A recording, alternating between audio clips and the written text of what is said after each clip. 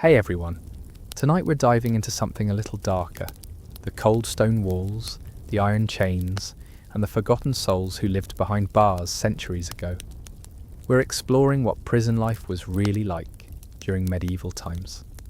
Forget everything you think you know from movies and TV shows. The reality was far grimmer, far stranger, and honestly, far more fascinating than Hollywood could ever imagine. So before you settle in, take a moment to like the video and subscribe, but only if you genuinely enjoy what I create here.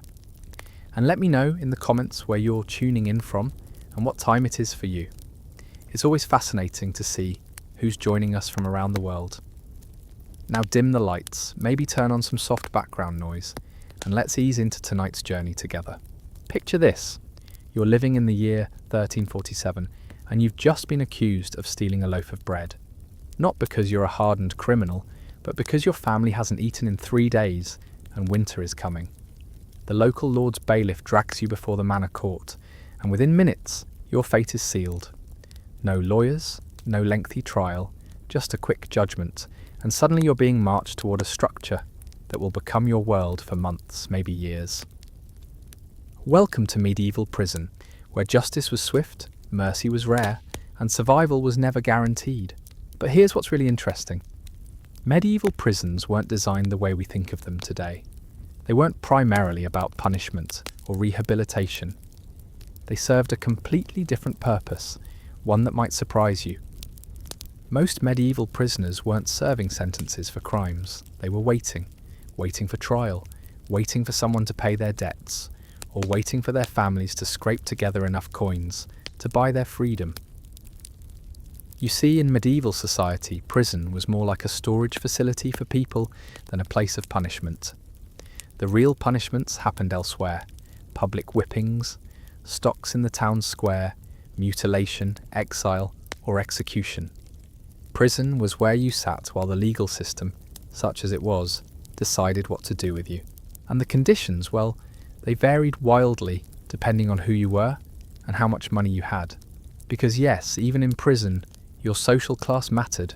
Wealthy prisoners could rent to their needs. Poor prisoners were private rooms, bring their own furniture, and even have servants attend crammed together in underground dungeons where the air was thick with disease and desperation. Let's start with the buildings themselves. Most medieval prisons were converted spaces, not purpose-built facilities. Castle dungeons, monastery cellars, city gate towers, even church crypts were pressed into service. The famous Tower of London, which housed everyone from common thieves to deposed kings, was originally just a fortress that happened to have some very secure rooms. These weren't the neat rows of cells we imagine today. Medieval prisons were chaotic, overcrowded spaces where dozens of people might be packed into a single chamber. The walls were thick stone, often damp from groundwater seeping through. Windows were rare, and when they existed they were nothing more than narrow slits that let in just enough light to remind you that a world existed beyond your stone cage. The floors were typically dirt or rough stone, covered with straw that served as both bedding and toilet. This straw was changed infrequently, sometimes not for months, creating a breeding ground for vermin and disease. The smell was indescribable, a mixture of human waste, rotting food, unwashed bodies, and the musty odour of stones that never saw sunlight. But perhaps most shocking to our modern sensibilities was how these prisons were run. They weren't operated by the government as we know it today. They were essentially private businesses. The keeper of the prison was an entrepreneur who paid for the privilege of running the facility, then recouped his investment by charging the prisoners for everything.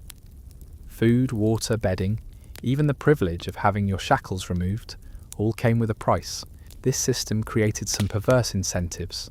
Keepers wanted to keep their prisoners alive because dead prisoners couldn't pay fees, but they had no interest in keeping them comfortable.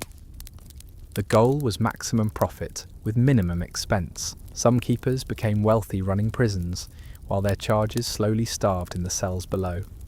And speaking of starvation, let's talk about food in medieval prisons. If you had money, you could arrange to have meals brought in from outside. Taverns near prisons often did a thriving business delivering food to inmates who could afford it. But if you were poor, you ate what the keeper provided, which was usually just enough to keep you breathing. The standard prison diet consisted of bread and water, and not good bread either. We're talking about coarse, gritty loaves made from the cheapest grains available, sometimes mixed with sawdust or other fillers to stretch the supply. The water came from whatever source was convenient, often contaminated wells or cisterns that hadn't been cleaned in years. Occasionally, prisoners might receive thin gruel or watery soup, especially if local religious groups took pity on them. Medieval Christians believed that caring for prisoners was a form of charity, and some monasteries made it their mission to provide food to the incarcerated. But this charity was sporadic and unreliable. The lack of proper nutrition meant that many prisoners developed scurvy, rickets, and other diseases related to malnutrition. Their teeth fell out, their bones became brittle, and their immune systems collapsed, making them vulnerable to every illness that swept through the cramped quarters. But malnutrition was just one of many health hazards. Medieval prisons were perfect breeding grounds for disease. Bubonic plague, typhus, dysentery, and tuberculosis spread rapidly in the overcrowded, unsanitary conditions. When an epidemic hit a prison, it could kill half the inmates within weeks. There were no doctors in medieval prisons, no medical care whatsoever. If you got sick, you either recovered on your own or you died. Some prisoners developed crude medical knowledge out of necessity, learning to treat wounds with whatever materials they could find. But most illnesses were simply endured until they either passed or proved fatal.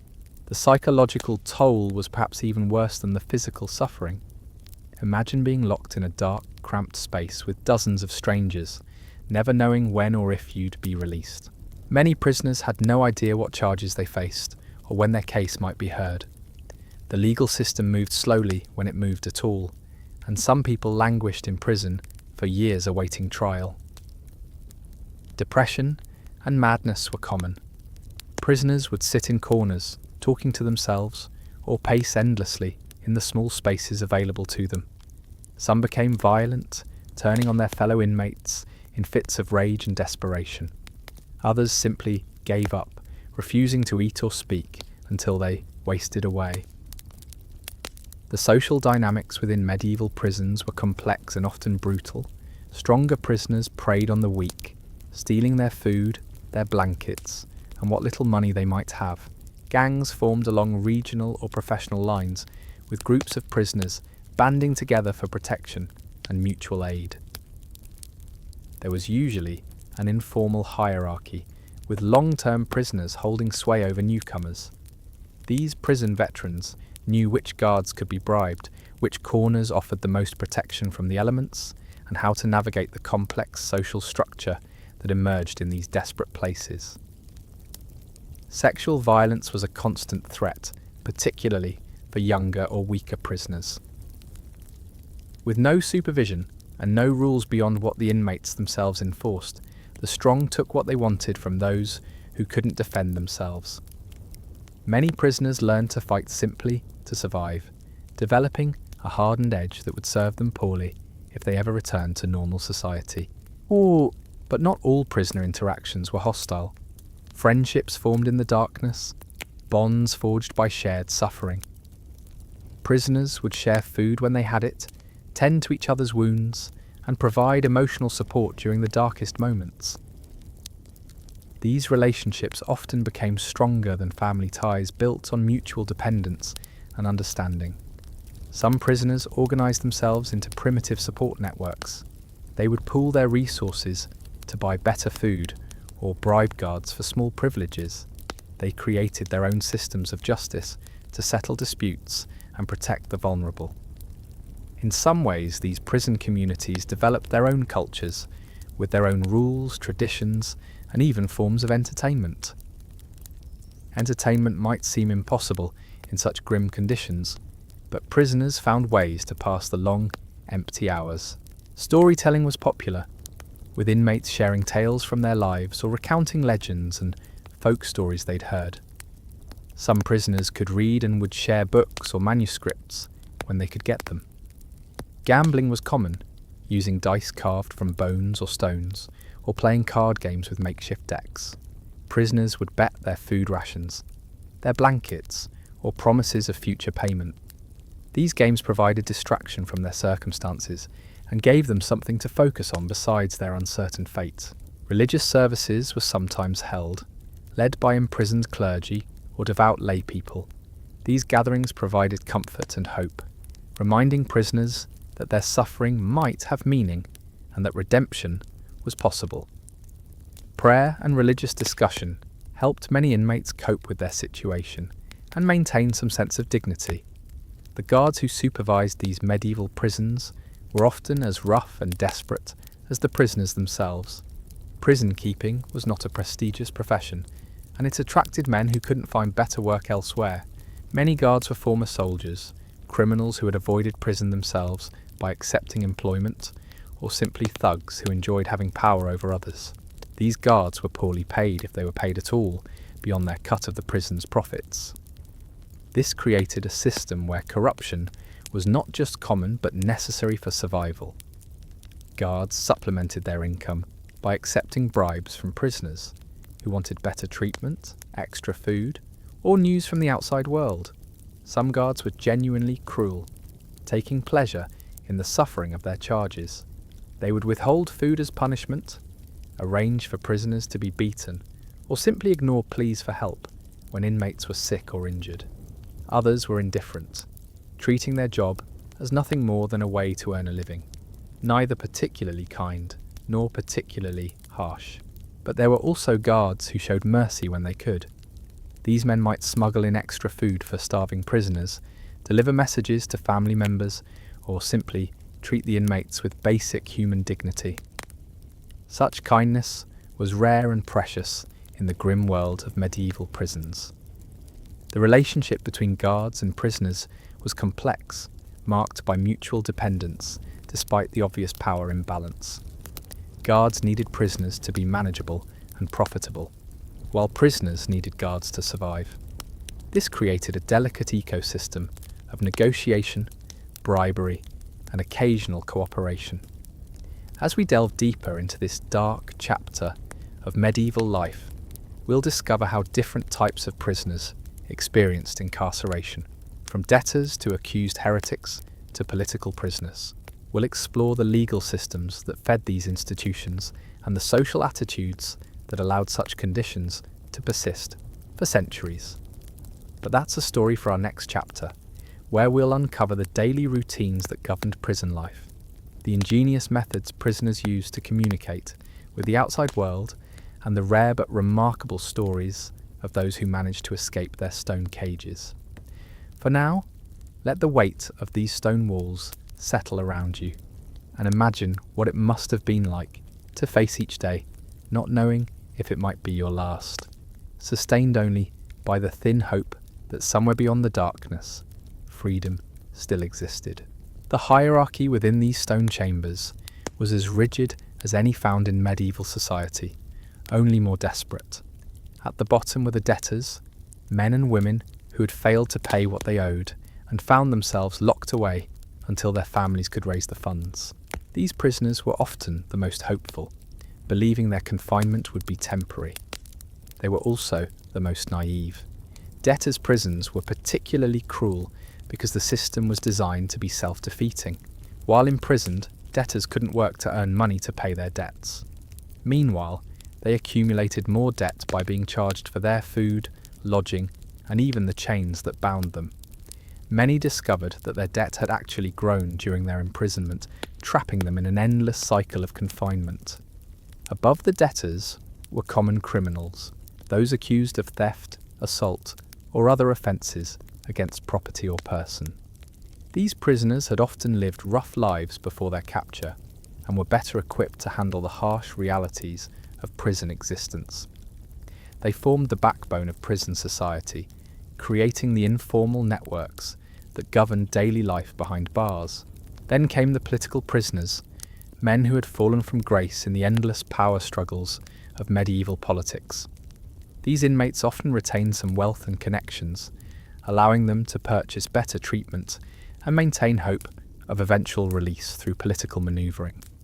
They were both envied and feared by other prisoners, as their fates could change dramatically based on events in the outside world. At the very top of this grim hierarchy were prisoners of high birth, nobles who had been captured in war or accused of treason. These individuals might find themselves in the same physical space as common thieves, but their experience was entirely different. They could afford private rooms, personal servants, and regular communication with allies working for their release. The contrast was stark and intentional. A duke might dine on roasted meat and fine wine, while a few feet away, a peasant gnawed on mouldy bread and fought rats for scraps. This inequality within prison walls reflected the broader social structure of medieval society, where birth determined not just how you lived, but how you suffered. Communication between these different classes of prisoners was carefully regulated by unspoken rules. Common criminals might approach a noble with information or services, hoping to earn a few coins or favours. But they maintained a respectful distance, understanding that, even in prison, social boundaries remained largely intact. Religious prisoners occupied a unique position in this hierarchy. Accused heretics, corrupt clergy, and religious dissidents often commanded respect despite their circumstances. Many prisoners retained deep religious beliefs and saw these men as conduits to divine mercy. Some imprisoned priests continued to perform religious services, offering confession, last rites, and spiritual guidance to their fellow inmates. The daily rhythm of prison life was dictated by the narrow shafts of light that penetrated the stone walls. Dawn brought the first stirrings of activity as prisoners woke from their uncomfortable sleep on straw pallets or bare stone floors. The lucky ones had managed to acquire blankets through purchase or theft. Others huddled together for warmth, creating temporary alliances based on mutual need. Morning routines were basic and brutal. There were no washing facilities, no privacy, no dignity. Prisoners relieved themselves in communal buckets or designated corners, adding to the overwhelming stench that permeated every corner of their stone world. The strongest prisoners claimed the areas furthest from these, the weakest, were makeshift latrines, while forced to sleep in the worst conditions. Food distribution was a daily crisis that could erupt into violence at any moment. When the keeper's servants arrived with their meagre offerings, prisoners would crowd around, pushing and shoving for position. Those with money could purchase additional rations, while the poorest had to scramble for whatever remained after the others had taken their share. The midday hours were the longest, stretching endlessly as prisoners struggled to fill the empty time. Some carved crude games into the stone floors, using pebbles or scraps of metal as playing pieces. Others worked on handicrafts, creating small items they hoped to sell to guards or visiting family members. Letter writing was a precious activity for those who possessed the rare skills of literacy. A prisoner who could read and write became valuable to his fellow inmates, composing messages to family members or business associates on behalf of others. These letters were often their only connection to the world beyond the prison walls, carrying desperate pleas for money, legal assistance, or simply news from home. The paper was expensive and rare, often acquired through bribes or as payment for services rendered to guards. Ink was even scarcer, sometimes improvised from soot mixed with water or blood. A single sheet of parchment might be used and reused until it fell apart, with multiple messages crammed into every available space. But most prisoners couldn't read or write, relying instead on an elaborate system of oral communication that flowed through the prison like an underground river. News, rumours, and messages passed from cell to cell, often becoming distorted in the telling until truth and fiction became indistinguishable. Visiting days were both blessing and torment. Family members who could afford the bribes required for access would arrive bearing food, money, and news from outside. These visits were conducted through iron bars or in heavily supervised common areas, with guards listening to every word and demanding payment for the privilege. The emotional impact of these visits was devastating. Prisoners would see their children growing up without them, watch their businesses fail in their absence, or learn of deaths they couldn't mourn properly.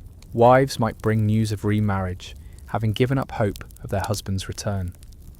Some prisoners begged their families to stop visiting, finding the pain of separation too difficult to bear. Those without family or friends faced a different kind of torment. They watched other prisoners receive visitors and gifts while they remained forgotten, their isolation complete. Some would pay other inmates to pretend to be relatives during visiting hours, just to experience human contact from the outside world.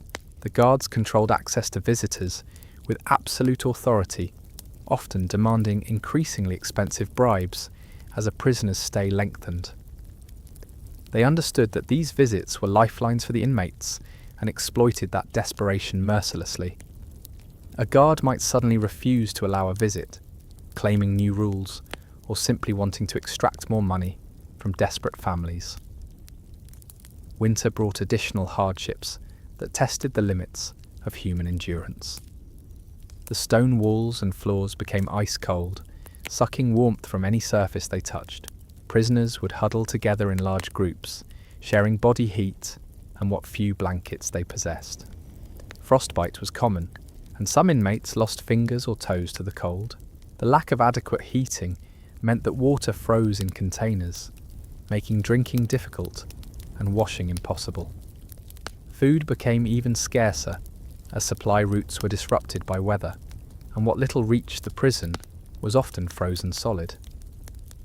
Prisoners learned to keep bread close to their bodies to prevent it from becoming too hard to chew. Disease spread even more rapidly in winter, as weakened immune systems succumbed to the additional stress of cold and hunger. Respiratory illnesses swept through the cramped quarters like wildfire, and the sound of coughing echoed constantly through the stone corridors. Some winters, entire sections of prisons would fall silent as illness claimed victim after victim. Yet even in these darkest months, human ingenuity found ways to survive. Prisoners learned to exercise in place to generate warmth, developed primitive heating methods using whatever combustible materials they could find, and created insulation from scraps of cloth and straw. They told stories through the long nights, keeping spirits alive with tales of better times and hopes for spring. The changing seasons also brought different opportunities and challenges. Spring meant the possibility of escape attempts, as frozen ground thawed and travel became easier. Summer brought relief from the cold, but also increased the stench and disease as waste accumulated in the heat. Autumn meant preparations for another winter, with prisoners desperately trying to acquire warmer clothing and additional food stores. Throughout all these seasonal changes, the fundamental reality remained constant. Medieval prisoners lived at the mercy of systems designed not to rehabilitate or reform, but simply to contain them until society decided their fate. They existed in a liminal space between life and death, citizens and outcasts, hope and despair. Their stories remind us that behind every historical statistic about crime and punishment were real human beings, struggling to maintain their dignity and humanity in conditions that seemed designed to strip away both. Tomorrow, we'll explore how some of these forgotten souls found ways to resist their circumstances, the underground networks that developed within prison walls, and the remarkable few who managed to taste freedom once more. But for tonight, let their voices echo in the darkness, reminding us that even in humanity's darkest corners, the spark of resilience continued to flicker, refusing to be extinguished by stone walls or iron chains. The underground networks that developed within these stone fortresses were marvels of human ingenuity born from desperation. Information flowed through medieval prisons, like water finding cracks in stone, following paths invisible to guards but well known to inmates. A tap on the wall here, a whispered conversation there, and suddenly news could travel from the deepest dungeon to the highest tower cell within hours. These communication systems were essential for survival. Prisoners needed to know which guards were approachable, when food distributions might occur, and most importantly, what was happening in the legal proceedings that would determine their fate. The networks also served a psychological function, creating connections that helped inmates feel less isolated in their stone tombs. The methods were ingenious in their simplicity. Prisoners learned to tap out coded messages on walls, using rhythms that could distinguish between urgent warnings and casual conversation. They developed hand signals that could be seen through the narrow spaces between iron bars. Some even trained rats and pigeons to carry messages, though these methods were unreliable at best. Contraband flowed through these same channels. A knife might pass through a dozen hands before reaching its intended recipient. Coins could travel from the wealthy sections to the poorest cells, sometimes as payment for services, other times as desperate attempts to buy information or protection. Even love letters found their way through the network, connecting prisoners with sweethearts in other parts of the same facility or in prisons across the city. The network had its own hierarchy of trust and reliability. Veteran prisoners who had proven their discretion over years of confinement became nodes in the system, trusted with the most sensitive information. New arrivals had to prove themselves before being granted access to the full network, often through acts of loyalty or by demonstrating useful skills. But perhaps most remarkable were the escape networks that operated within these stone walls. Contrary to popular belief, escapes from medieval prisons were not uncommon, though they required careful planning, substantial resources, and usually the cooperation of multiple prisoners. The thick walls and iron bars that seemed so formidable had weaknesses that experienced inmates learned to exploit. The most obvious method was bribery. Guards were poorly paid and often receptive to substantial offers of money in exchange for unlocked doors or convenient absences. But these arrangements were dangerous for both parties. A guard who accepted a bribe risked severe punishment if caught, while prisoners who attempted bribery without success might find their conditions significantly worsened. More elaborate escape plans involved tunnelling, though the logistics were staggering.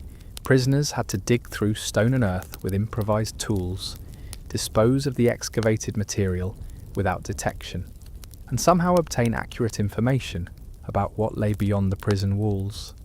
Most tunnelling attempts failed, but a few succeeded spectacularly, sometimes freeing dozens of prisoners at once. Some escapes relied on deception rather than force.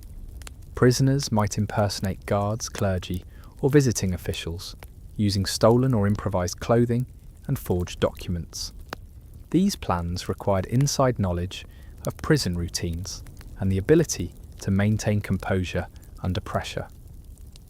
A single wrong word or nervous gesture could expose the deception and result in severe punishment. The most successful escapes often involved external assistance. Family members, friends, or business associates would work for months to create opportunities for their imprisoned loved ones.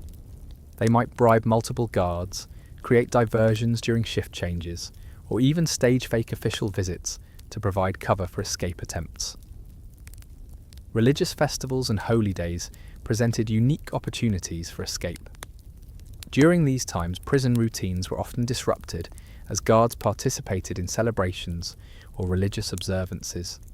Some prisoners feigned religious conversion or claimed to have received divine visions, hoping to gain access to chapel services or meetings with clergy that might provide escape opportunities. The punishment for failed escape attempts was swift and brutal. Recaptured prisoners faced additional shackles, reduced food rations, and sometimes physical mutilation designed to make future escape attempts impossible. Guards would often use failed escapes as opportunities to extract additional bribes from other prisoners, claiming they needed to improve security measures. Yet despite these risks, escape attempts continued because the alternative was often slow death. Many prisoners correctly calculated that the dangers of escape were preferable to the certainty of dying in their cells. The hope of freedom however remote, provided the psychological strength needed to endure otherwise unbearable conditions. The few who successfully escaped faced new challenges in the world beyond the prison walls. Medieval society offered few places where fugitives could hide safely. The church provided sanctuary in some cases, but this protection was limited and often temporary. Most escapees had to flee to distant regions where they weren't known, abandoning their families and previous lives entirely. Some former prisoners turned to banditry, using skills learned in prison to survive outside the law. Others sought passage to foreign lands, hoping to start fresh where their criminal histories wouldn't follow them. The lucky few who had maintained connections with powerful friends or family members might obtain pardons or have their cases dismissed through political manoeuvring. But for every successful escape, dozens of prisoners remained trapped in their stone cages, sustained only by stories of those who had managed to taste freedom once more. These tales were told and retold in the darkness, growing more elaborate with each telling, providing hope to men and women who had little else to cling to. The psychological impact of long-term imprisonment in these conditions cannot be overstated. Modern understanding of mental health was non-existent in medieval times, but the effects were clearly visible to anyone who spent time in these institutions. Prisoners who entered as rational, functioning members of society often emerged as broken shells of their former selves. Some inmates developed what we might recognise today as severe depression, becoming catatonic and refusing to eat or speak. Others experienced paranoid delusions, convinced that fellow prisoners or guards were plotting against them. A few became violent and unpredictable, lashing out at anyone who came too close. The complete lack of privacy took its own psychological toll.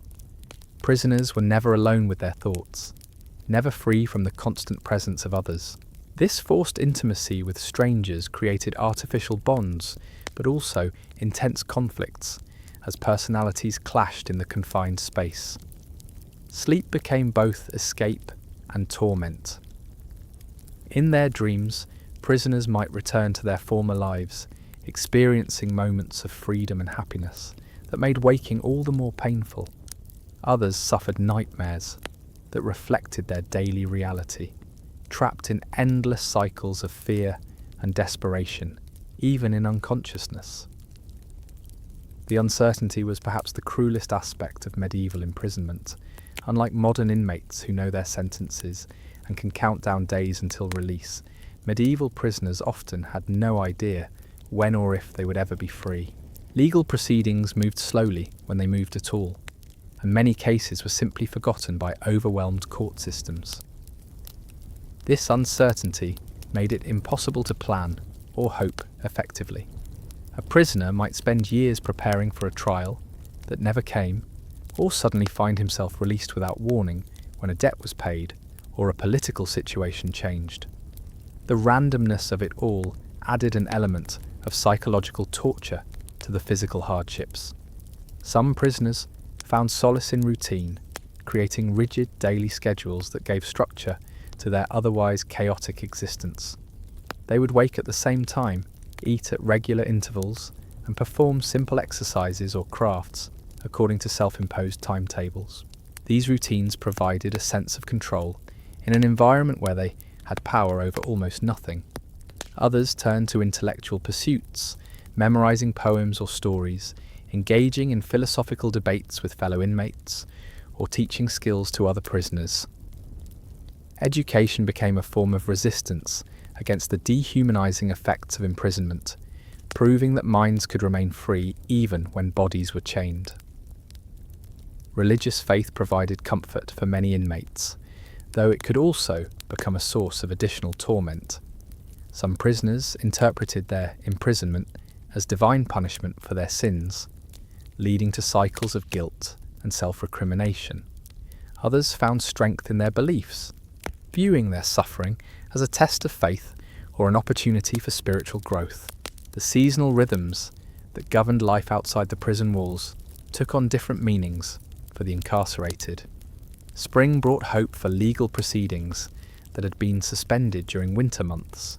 Summer offered the possibility of improved conditions as food became more available.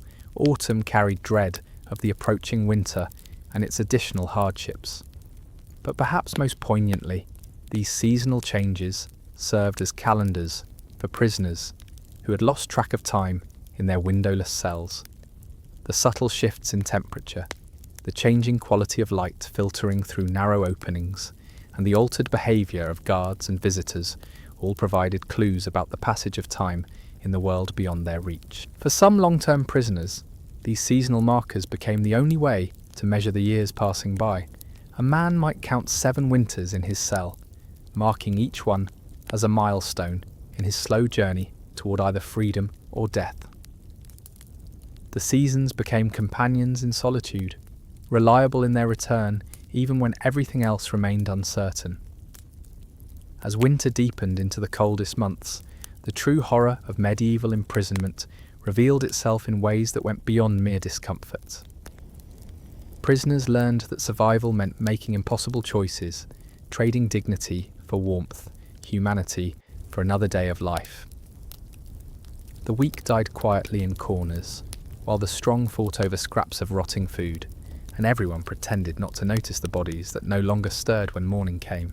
The dead presented their own grim logistics in these stone tombs. In summer, corpses decomposed rapidly in the stifling air, spreading disease and adding to the overwhelming stench. Guards were reluctant to remove bodies promptly, as doing so required effort and offered no profit. Sometimes the dead lay among the living for days, their fellow prisoners forced to sleep beside them until the smell became absolutely unbearable. Winter deaths were different, but no less horrifying. Bodies froze solid, becoming grotesque statues that served as constant reminders of mortality. Some prisoners used the frozen corpses as crude furniture or windbreaks, stripping them of clothing that the living needed more desperately than the dead. The callousness required for such acts would have been unthinkable in normal society, but prison had its own moral code where survival trumped all other considerations. The disposal of bodies became a business opportunity for enterprising guards. Families who could afford it paid to have their loved ones buried properly in consecrated ground. Those without money watched their relatives disappear into unmarked mass graves or, in some cases, simply dumped into rivers or abandoned in fields outside the city walls. But death wasn't always the end of a prisoner's usefulness to the system. Medical students at universities sometimes purchased corpses for dissection, providing a small source of revenue for prison keepers. The irony was bitter. These bodies that had been neglected and abused in life became valuable in death, contributing to the advancement of medical knowledge they'd never benefited from themselves. The psychological impact of living surrounded by death cannot be overstated. Prisoners developed a fatalistic acceptance that was both protective and deeply disturbing. They learned to step over bodies without flinching, to continue conversations while fellow inmates died nearby, and to calculate their own chances of survival with cold mathematical precision. Some prisoners appointed themselves as unofficial undertakers, performing basic last rites for the dying and attempting to maintain some dignity in death, even when none had existed in life.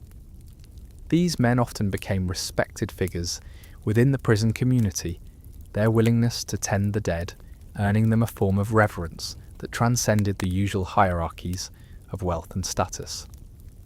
The arrival of new prisoners provided both hope and despair for long-term inmates. Fresh faces brought news from the outside world, stories of life continuing beyond the prison walls, and sometimes even messages from family members or friends. But new arrivals also meant increased competition for already scarce resources and the painful reminder of what the veterans had lost during their imprisonment. Veteran prisoners had mixed reactions to newcomers. Some saw them as opportunities, naive individuals who could be exploited for money, food, or protection services. Others felt genuine sympathy, remembering their own terror and confusion during those first horrible days of confinement. A few took on mentorship roles, teaching survival skills and explaining the unwritten rules that governed prison society. The integration process was brutal and swift. New prisoners quickly learned which areas to avoid, which inmates to fear, and which guards might be bribed. Those who adapted quickly had better chances of survival, while those who clung to outside world sensibilities often became victims within days of their arrival. Language itself evolved within these stone chambers. Prisoners developed their own dialects, mixing words from different regions and social classes into an argot that served both practical and psychological functions. This prison language allowed inmates to communicate without being understood by guards, but it also created a sense of shared identity among people who had little else in common. Certain words took on new meanings within the prison context. Freedom became almost a sacred concept, spoken of in hushed tones like a religious mystery. Time stretched and compressed simultaneously, with days feeling endless while years passed unnoticed. Money became both more and less important, vital for immediate survival, but meaningless for long-term planning that might never come to fruition. The concept of honour underwent strange transformations in this environment. Acts that would have been considered dishonourable in normal society, stealing from the weak, betraying confidences, abandoning the sick, became acceptable or even necessary for survival. Conversely, small acts of kindness or loyalty took on enormous significance, creating bonds stronger than family ties. Trading systems developed that would have impressed medieval merchants in their complexity. Everything had value if you knew how to use it. A scrap of clean cloth might be worth a day's bread ration. Information about guard schedules could buy protection from violent inmates. Even human waste had value, used in escape attempts to corrode metal or create diversions during critical moments. The economy of favours was particularly intricate. Prisoners who possessed useful skills, literacy, medical knowledge, or simply physical strength could trade their services for better treatment. A man who could write letters might earn food by composing messages for illiterate inmates. Someone with medical knowledge gleaned from folk traditions could trade treatments for protection or information. Sexual favours, both consensual and coerced, became part of this grim marketplace. Younger or more attractive prisoners, regardless of gender, found themselves in constant danger from those with power or resources. Some entered into protective relationships willingly, trading intimacy for safety, while others were simply taken by force, with no recourse for justice. The guards themselves were not immune to this economy of desperation. Many supplemented their meagre incomes by participating in the prison's underground markets, smuggling in contraband, arranging meetings between prisoners, or simply looking the other way at crucial moments. Some guards became deeply embedded in prison society, developing genuine relationships with long-term inmates that blurred the lines between captor and captive. Corruption flowed both ways in these relationships. Wealthy prisoners could essentially purchase better treatment, private cells, and even temporary releases for special occasions. Poor prisoners learned to offer whatever they had, labour, information, or their bodies, in exchange for basic necessities. The result was a system where official rules meant little compared to the complex web of personal relationships and economic arrangements.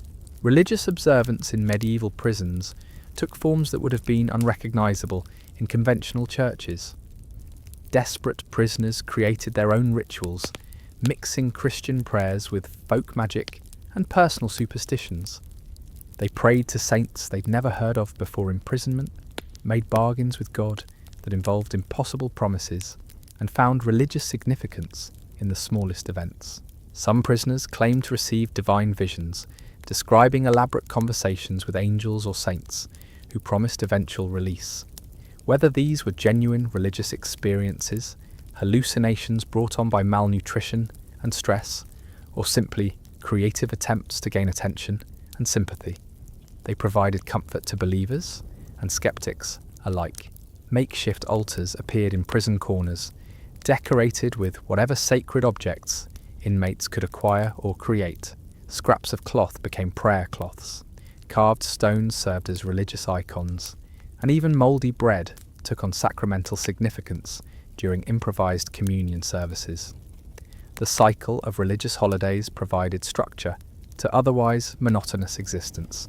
Christmas brought hopes for royal pardons, Easter offered possibilities of spiritual renewal, and saints' feast days became occasions for small celebrations when guards might relax their vigilance or provide slightly better food.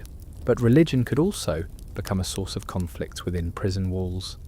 Prisoners from different regions brought different religious traditions, and theological disputes could escalate into violence. Some inmates used religious authority to exploit others, claiming divine mandate for their actions, or demanding tribute as payment for spiritual services. The question of redemption weighed heavily on many prisoners' minds. Had their crimes, real or imagined, placed them beyond God's mercy?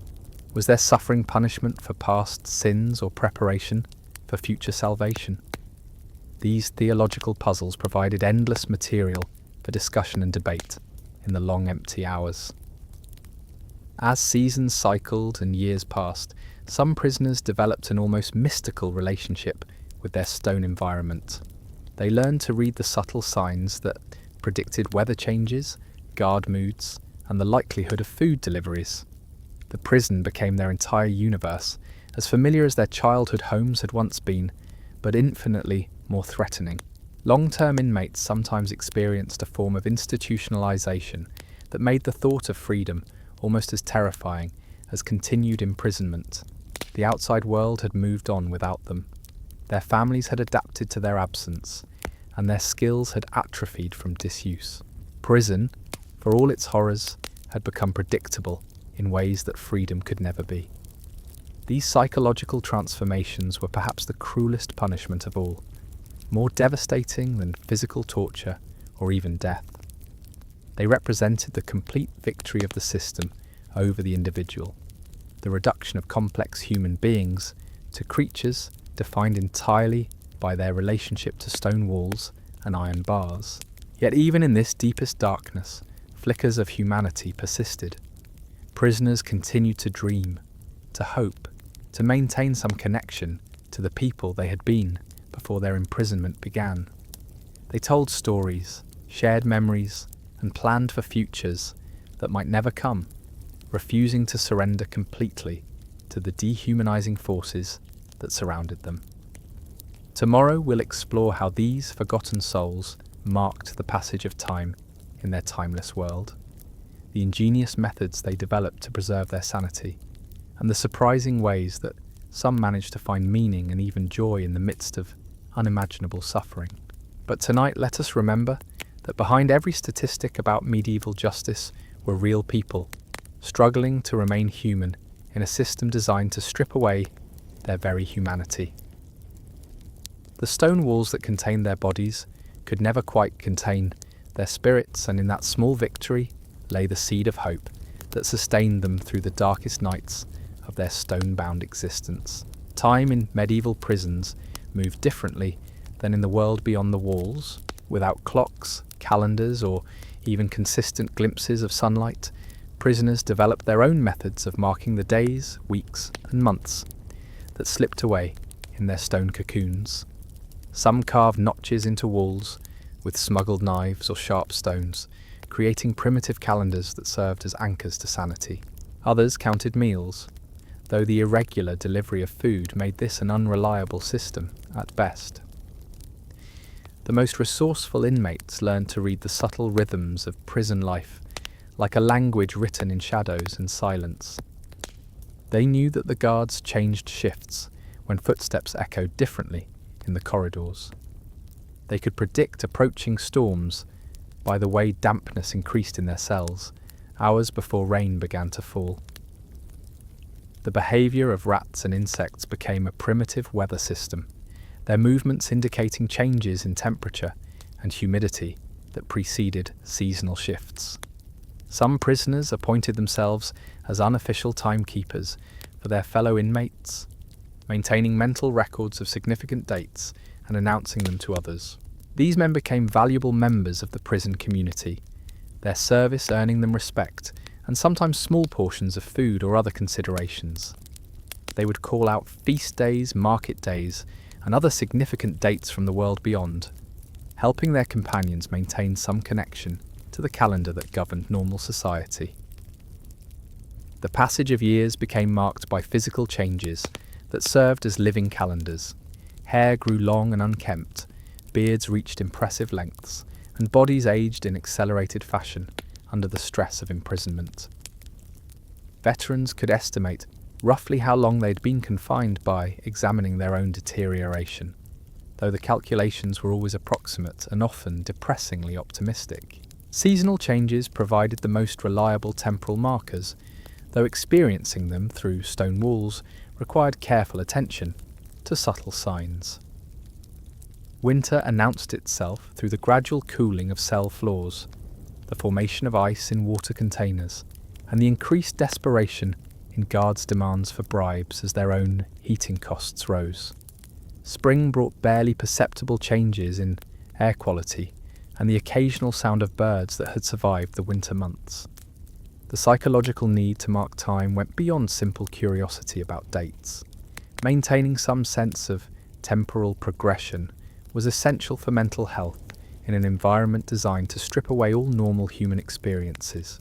Prisoners who lost track of time entirely often descended into madness more quickly than those who maintained some connection to the passing days.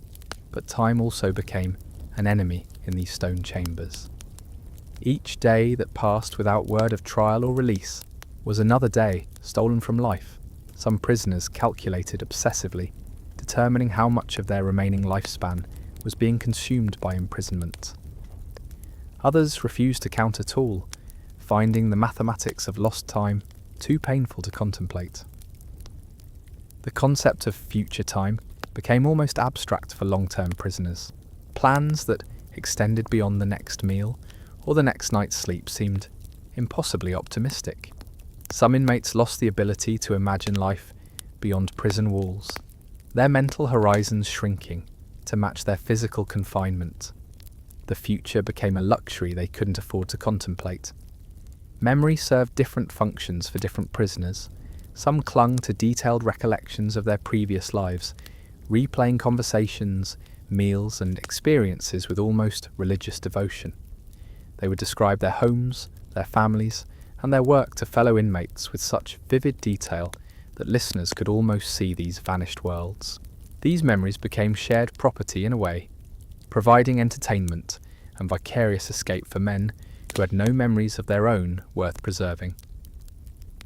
Other prisoners found memories too painful to indulge. Thinking about what they had lost made their current situation unbearable, so they developed techniques for suppressing recollections of better times. They focused intensely on immediate physical sensations, the cold of the stone, the hunger in their bellies, the ache in their joints, using present discomfort to block out past happiness. The most psychologically resilient inmates learned to use memory as a tool for mental survival. They would take imaginary journeys through their childhood neighborhoods, reconstructing every house, every tree, every face they encountered along familiar streets. These mental excursions provided exercise for minds that had little else to occupy them, and served as a form of meditation that could last for hours. Some prisoners became master storytellers, weaving elaborate tales from fragments of memory, overheard conversations, and pure imagination. These stories served multiple purposes, entertaining fellow inmates during the endless empty hours, preserving oral traditions from the outside world, and providing psychological escape for both teller and audience. The best storytellers achieved a form of celebrity status within prison society, their performances eagerly anticipated and rewarded with whatever small luxuries other prisoners could provide. The stories themselves often took on lives of their own, changing and evolving as they passed from one prisoner to another. A simple tale of village life might become an epic adventure through multiple retellings, gaining magical elements heroic characters, and elaborate plot twists that bore little resemblance to the original narrative. These collaborative fictions became a form of collective creativity that helped maintain mental agility in an environment that offered few intellectual challenges. Music, when it existed at all, was necessarily simple and often wordless. Prisoners hummed melodies remembered from their previous lives, creating haunting echoes that drifted through stone corridors like ghostly reminders of a world where beauty still existed. Some inmates possessed enough musical knowledge to teach songs to others, creating small choirs that performed quietly to avoid attracting unwanted attention from guards. The acoustics of stone chambers gave even simple melodies an otherworldly quality. Voices bounced off walls and merged in unexpected harmonies, creating musical effects that would have been impossible in normal environments. These accidental compositions became treasured experiences, brief moments when beauty transcended the ugliness of imprisonment. Rhythm played an important role in prison music, partly because it required no instruments or materials that might be confiscated. Prisoners could create complex polyrhythms using nothing but their hands, feet and voices, building elaborate musical structures that helped pass time and provided a sense of collective accomplishment. The ability to maintain complex rhythms also served as a mental exercise, keeping minds sharp when other forms of intellectual stimulation were unavailable. Some prisoners composed original songs about their experiences, creating musical narratives that preserved their stories in forms that could be easily remembered and passed on to others. These songs often contained coded messages about prison conditions, corrupt officials, or planned escapes, using metaphor and allegory to communicate sensitive information without alerting guards to their true meanings. The therapeutic value of music in these grim circumstances cannot be overstated.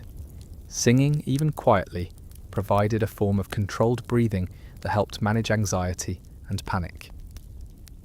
Group musical activities created temporary bonds between prisoners who might otherwise have little in common.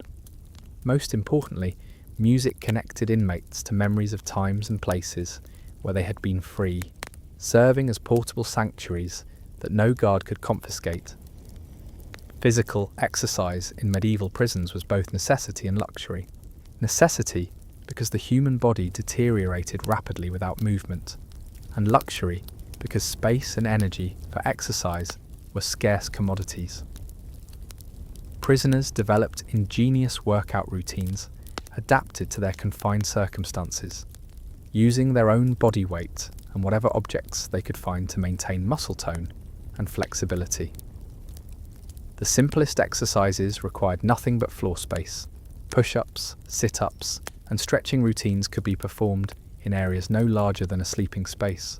More ambitious prisoners created elaborate calisthenics programs, performing hundreds of repetitions of basic movements to exhaust their bodies and minds.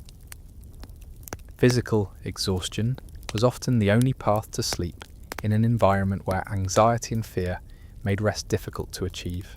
Some inmates used their chains and shackles as exercise equipment, lifting and moving the heavy metal to build strength.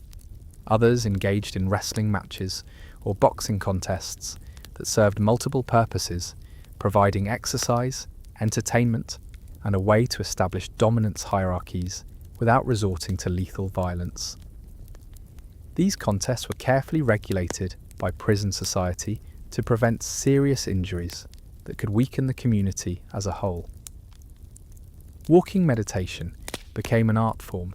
In spaces where actual walking was impossible, prisoners would pace in tiny circles for hours, counting steps and focusing on the repetitive motion to achieve states of mental calm. Some claimed to walk mentally across vast distances, imagining journeys to distant cities or childhood homes, while their bodies moved in endless loops within their stone cages. The lack of sunlight created vitamin deficiencies that affected both physical and mental health. Prisoners who had been confined for years often developed bone disorders, weakened immune systems, and a peculiar pallor that marked them as creatures of the underground. Their eyes became adapted to darkness, but painfully sensitive to any bright light that might penetrate their stone world. Hygiene in medieval prisons was virtually non-existent, but prisoners developed crude methods of maintaining some cleanliness when possible. They would hoard small amounts of clean water for washing, use scraps of cloth as primitive washcloths, and even create soap-like substances from animal fat and ashes when these materials could be obtained. The psychological benefits of cleanliness, however minimal, were enormous in an environment where human dignity was constantly under assault.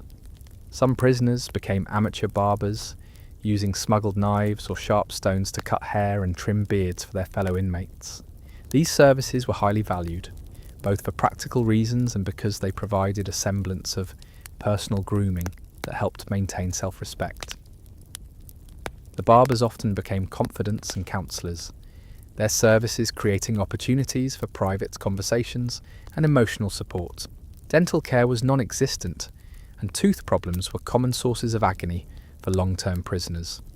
Some learned to extract their own teeth using crude tools, while others suffered in silence as dental abscesses developed into life-threatening infections.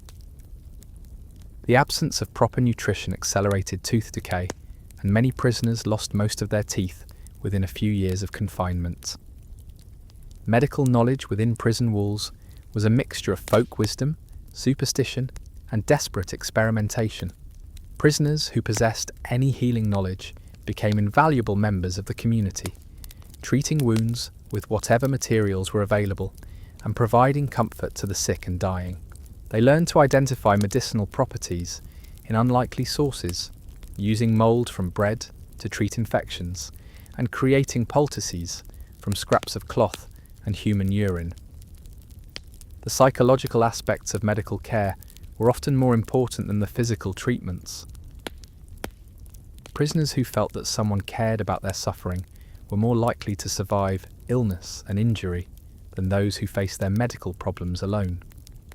The act of tending to others also provided caregivers with a sense of purpose that helped maintain their own mental health in an environment that offered few opportunities for meaningful activity. Some inmates developed expertise in specific areas of medical knowledge, becoming the prison's unofficial specialists in bone setting, wound care, or treating particular diseases. These specialists often commanded respect and resources that transcended normal prison hierarchies, their skills making them valuable to guards and prisoners alike.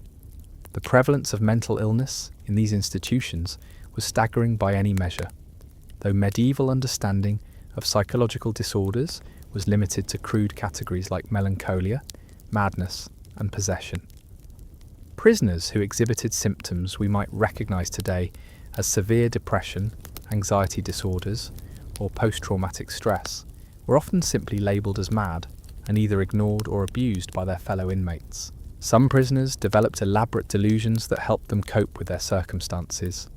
They might imagine themselves as kings or saints, create fantasy worlds where they possessed power and freedom, or believe that their imprisonment was temporary and their release imminent.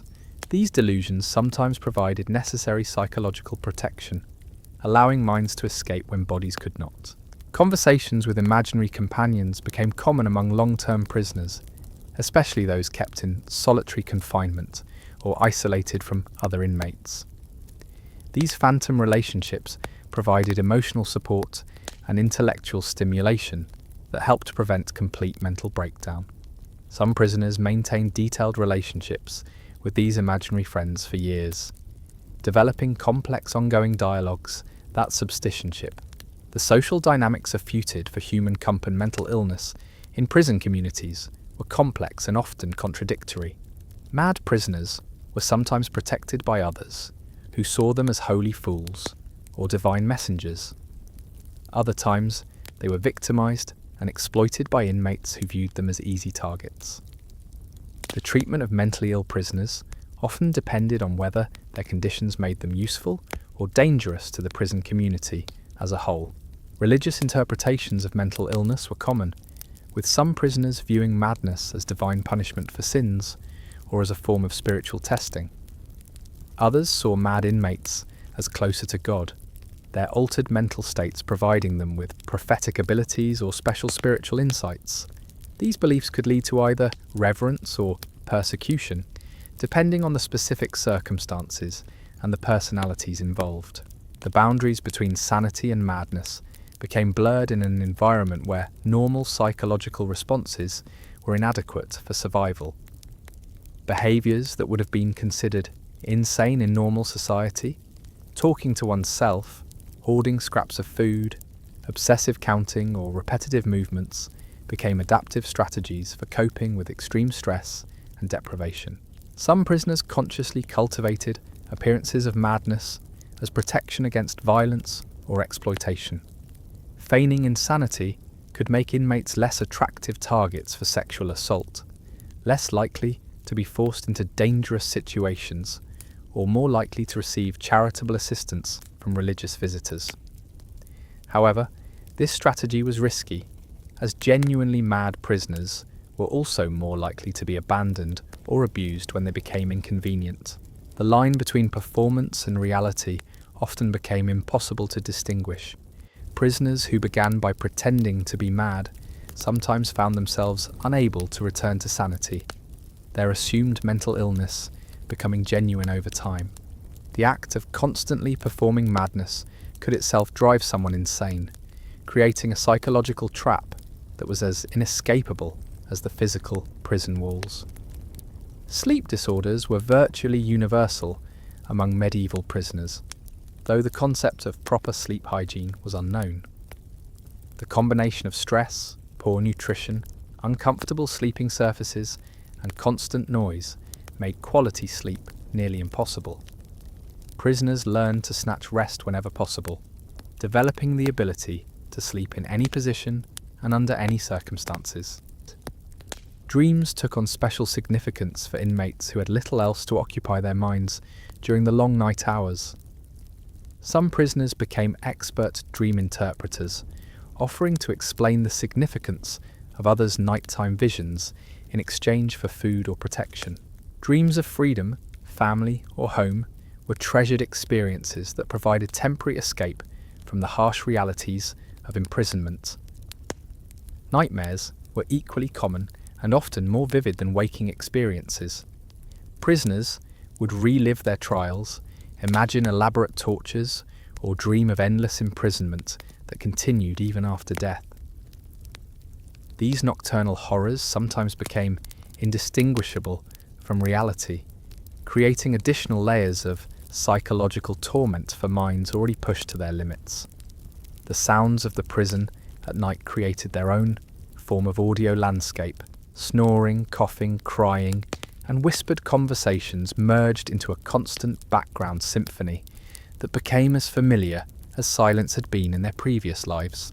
Some prisoners learned to identify individual inmates by their sleep sounds, developing an intimate knowledge of their companions' breathing patterns, dream behaviours, and nocturnal habits. The absence of natural light cycles disrupted normal circadian rhythms, making it difficult to distinguish between day and night. Some prisoners developed their own artificial schedules, deciding arbitrarily when to sleep and wake regardless of external conditions. Others simply slept whenever exhaustion overtook them, abandoning any attempt to maintain normal temporal patterns. Sharing sleeping spaces created its own set of challenges and opportunities. Body heat was precious during cold months, leading to complex sleeping arrangements where prisoners would huddle together for warmth while trying to maintain some personal space and dignity. These arrangements often led to intimate friendships or bitter conflicts, depending on the personalities involved and the stress of forced proximity. The few prisoners who managed to secure individual sleeping spaces guarded them jealously, understanding that privacy was one of the most valuable commodities in their stone world. These spaces became sanctuaries where inmates could experience brief moments of solitude and reflection, precious interludes in lives otherwise lived entirely in the company of others. As days blended into months and months stretched into years, the very concept of personal identity began to shift and change for long-term prisoners. Men who had entered as merchants, farmers, or craftsmen found themselves transformed into creatures defined entirely by their relationship to confinement. Their skills atrophied, their social connections withered, and their self-concepts narrowed to focus entirely on survival within the prison environment. Some prisoners fought against this erosion of identity by clinging desperately to fragments of their former selves. They would repeat their names like mantras, recite details about their families until the words became meaningless sounds, or practice skills from their previous trades using imaginary tools. A blacksmith might mime the motions of hammering iron, his hands moving through empty air as he tried to preserve muscle memory that connected him to a world where he had been useful, respected, productive. Others embraced the transformation entirely, shedding their former identities like snakes discarding old skin. They adopted prison names, learned prison customs, and developed prison personalities that bore no resemblance to the people they had once been. This psychological metamorphosis could be liberating in its own way, freeing inmates from the pain of remembering what they had lost while allowing them to focus entirely on their current reality. The most disturbing cases were prisoners who seemed to split into multiple personalities, maintaining their original identity during lucid moments while becoming entirely different people during periods of stress or illness. These men would speak of their former selves in the third person, as if describing strangers they had once known. They might mourn their old lives like grieving widows, or reject them entirely as foolish dreams that had never really existed. Prison nicknames became important markers of this identity shift. New inmates arrived with the names their mothers had given them, but within weeks they often acquired new appellations based on their crimes, their appearance, their behaviour, or simply the whims of their fellow prisoners. A man named William might become the bread thief, Scarface, Mumbles, or Dead Eyes, depending on what characteristic most impressed his companions. These nicknames served multiple functions beyond simple identification. They created distance from former lives, making it easier to accept the degradation and violence that defined prison existence. They also established new hierarchies and relationships within the prison community. A feared nickname could provide protection, while a mocking one might mark someone as a permanent target for abuse. Some prisoners went years without hearing their real names spoken aloud. Guards rarely bothered to learn individual identities, referring to inmates by cell numbers, physical descriptions, or crude generalizations. Visitors were infrequent and often used nicknames themselves. The sound of one's birth name became foreign, almost startling when encountered after long absence. The loss of individual identity was accelerated by the lack of personal possessions that might serve as anchors to former lives. Everything prisoners owned could fit in their hands, and even these meagre belongings were subject to theft, confiscation, or trade for survival necessities. A button from a favourite shirt, a coin with sentimental value, or a scrap of cloth that reminded them of home became treasures more valuable than gold. Written records of prisoners' identities were haphazard at best. Many prisons kept no systematic records of who was confined within their walls. Guards changed frequently, administrators were often corrupt or incompetent, and the general chaos of medieval bureaucracy meant that prisoners could simply disappear from official memory. Men entered the system and vanished so completely that their families eventually gave up searching for them. This bureaucratic invisibility created its own form of psychological torture. Prisoners began to wonder if they had ever really existed in the outside world, if their memories of freedom were perhaps elaborate delusions created by minds unable to cope with the reality of eternal imprisonment. Without external validation of their former lives, they had only their own, increasingly unreliable memories as proof of who they had once been. The few prisoners who maintained literacy became obsessively protective of this skill, understanding that the ability to read and write was their last connection to the educated world they had once inhabited. They would practice writing their names in the dirt, recite prayers and poems they had memorized, and guard jealously any scraps of written material that found their way into the prison. These literate prisoners often became the informal historians of their prison communities, maintaining mental records of who had died, who had been released, and what major events had occurred within the walls. They memorized the stories of their fellow inmates, preserving oral histories that might otherwise be lost forever. Some even composed crude poems or songs about prison life, creating artistic works that captured the essence of their shared experience. The relationship between prisoners and their own bodies became complex and often disturbing. Physical appearance deteriorated so dramatically during long-term imprisonment that former acquaintances might not recognize released inmates. Weight loss was universal, skin became pale and diseased, and the general bearing of prisoners changed from upright confidence to the hunched, furtive posture of creatures accustomed to confinement. Some prisoners became obsessed with their physical decline, examining themselves constantly for new signs of deterioration. Others refused to acknowledge their changed appearance, maintaining delusions about their physical condition that helped preserve psychological stability. A few embraced their transformation, viewing their degraded bodies as appropriate vessels for their degraded souls. The absence of mirrors in most prisons meant that many inmates had no clear idea of how dramatically their appearance had changed. They might catch glimpses of their reflections in puddles or polished metal surfaces, but these fragmentary images provided only hints of their physical transformation. Some prisoners were shocked when they finally saw their full reflections after release, failing to recognize the gaunt, hollow-eyed strangers staring back at them. Personal hygiene became both impossible and irrelevant in the prison environment. Standards of cleanliness that had once been important markers of social status became meaningless luxuries that no one could afford. Prisoners learned to ignore odors, to accept vermin infestations as normal, and to find comfort in levels of filth that would have horrified their former selves. The psychological adaptation to these conditions was remarkable in its completeness.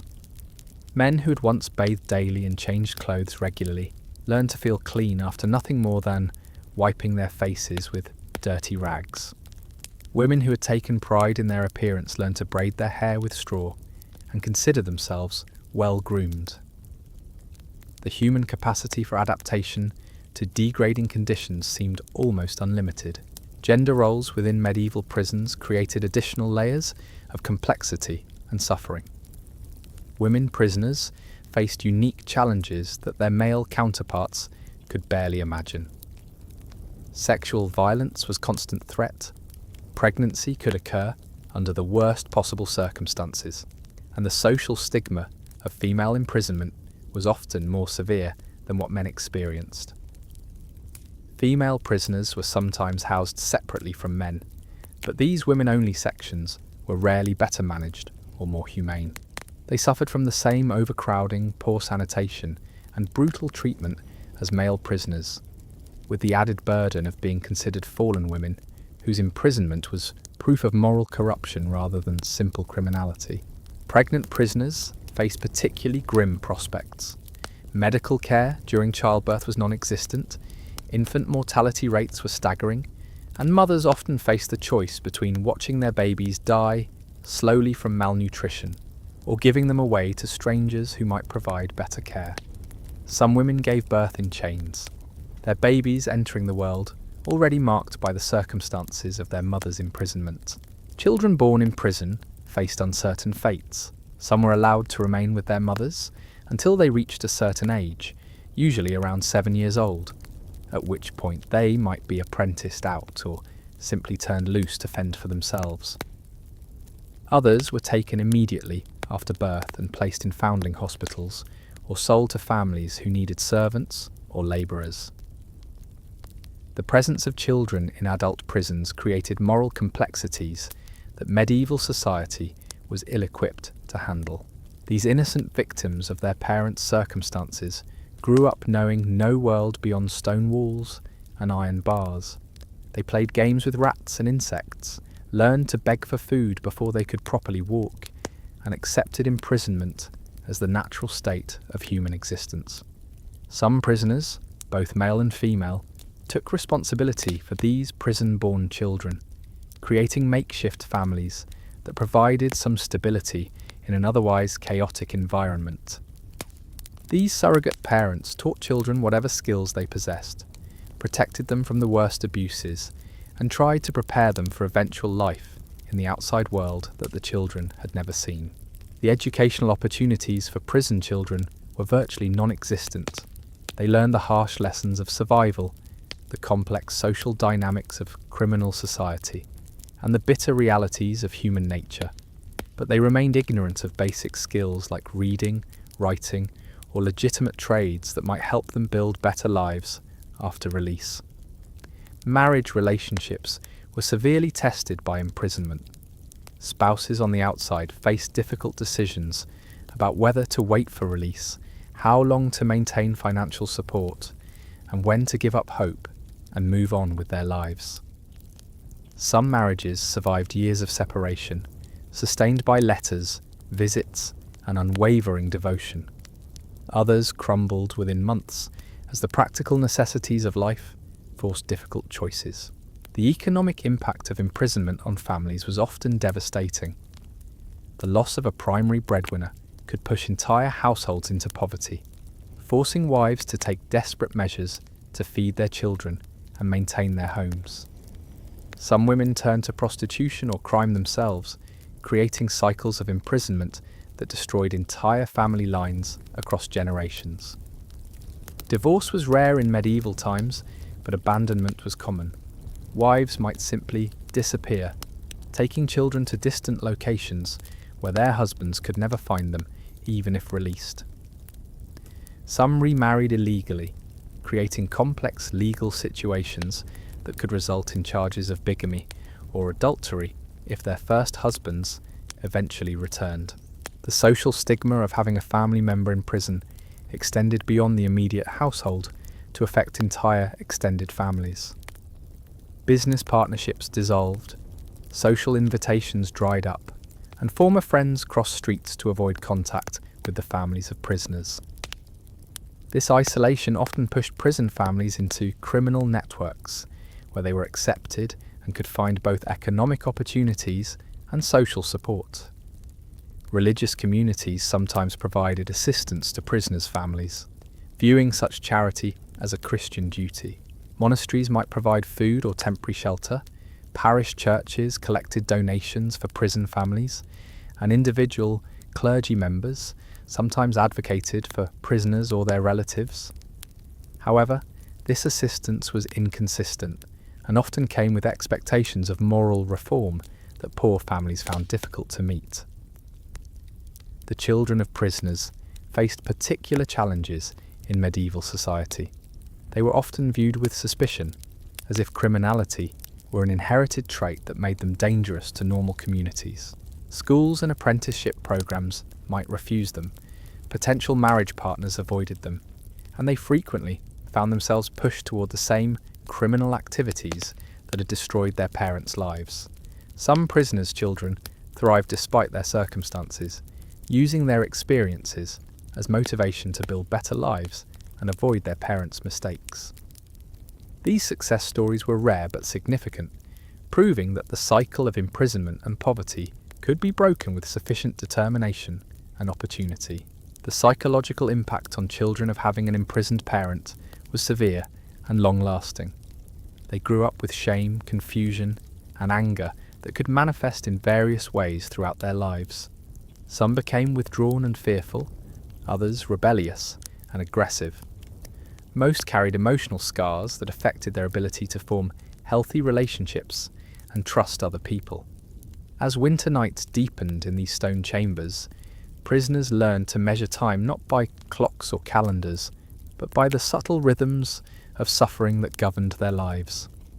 The sound of chains clanking in adjacent cells became as familiar as heartbeats. The echo of footsteps in distant corridors marked the passage of hours, when guards made their infrequent rounds. Some inmates developed an almost supernatural ability to predict events within their stone world.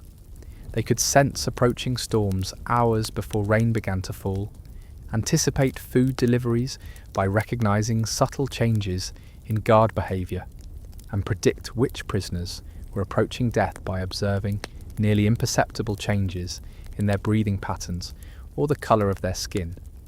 These skills were born from the intense attention to detail that imprisonment forced upon its victims. When your world shrinks to a few square feet of stone and straw, every sight, sound, and smell becomes significant. Prisoners learn to read meaning into the smallest variations in their environment, developing sensitivities that would have seemed mystical to people living normal lives. The knowledge gained through this enforced observation was both valuable and tragic. Prisoners became experts in human suffering, able to diagnose illnesses, predict behavioural changes, and understand the psychological breaking points of their fellow inmates with uncanny accuracy. But this expertise was useless beyond prison walls and served mainly to deepen their awareness of their own degradation.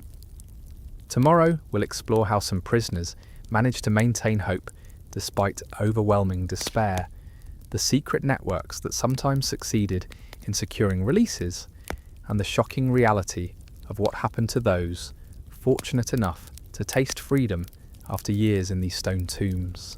But tonight, let the weight of these stories settle in the darkness around you, and remember that behind every historical account of medieval justice were real human beings whose capacity for endurance exceeded anything we can easily imagine. The echoes of their voices still whisper through the stones of these ancient prisons, reminding us that even in humanity's darkest chapters, the will to survive flickered on like candle flames in an endless night, refusing to be extinguished by iron bars or the passage of centuries. The concept of rehabilitation was utterly foreign to medieval imprisonment. There were no programs designed to reform criminal behaviour, no counsellors to address underlying issues, and certainly no job training to prepare inmates for productive lives after release. The assumption was simple: criminals were inherently corrupt individuals who deserved punishment, not assistance. This philosophy created a system where imprisonment often made people worse rather than better. Men who entered prison as petty thieves emerged as hardened criminals with extensive networks of criminal contacts. Women who had committed minor offences learned more serious crimes from their fellow inmates. The prison itself became a university of criminal knowledge where the curriculum was survival at any cost. The few prisoners who managed to maintain their moral compass throughout their ordeal faced additional challenges from both guards and inmates who viewed their integrity as weakness or pretension. Honest behaviour was often punished while corruption and brutality were rewarded, creating an environment where virtue became a liability. Some inmates attempted to organise reform movements within their prisons, establishing codes of conduct or mutual aid societies designed to improve conditions for everyone. These efforts were typically crushed by authorities who viewed any form of prisoner organisation as potential rebellion. The leaders of such movements often found themselves transferred to worse conditions or subjected to particularly harsh treatment as examples to others. The rare chaplains who visited medieval prisons found their work nearly impossible under the prevailing conditions. They might preach about redemption and forgiveness, but their words rang hollow in environments where basic human dignity was systematically destroyed. Some clergy members became advocates for prison reform, but their influence was limited by the economic interests that profited from the existing system. The transformation of human beings into commodity was perhaps the most disturbing aspect of medieval imprisonment. Prison keepers calculated the value of each inmate based on their ability to pay fees, their potential for ransom, or their usefulness as labourers. Prisoners became inventory to be managed for maximum profit rather than people deserving basic human rights. This commodification extended to every aspect of prison life. Food was rationed not based on nutritional needs, but on profitability. Medical care was provided only when the cost of treatment was less than the potential loss of revenue, from a dead prisoner. Even death was monetized, with families charged for the removal and burial of their loved ones' remains. The guards who operated within this system developed a peculiar form of moral blindness that allowed them to treat human beings as objects without apparent psychological distress.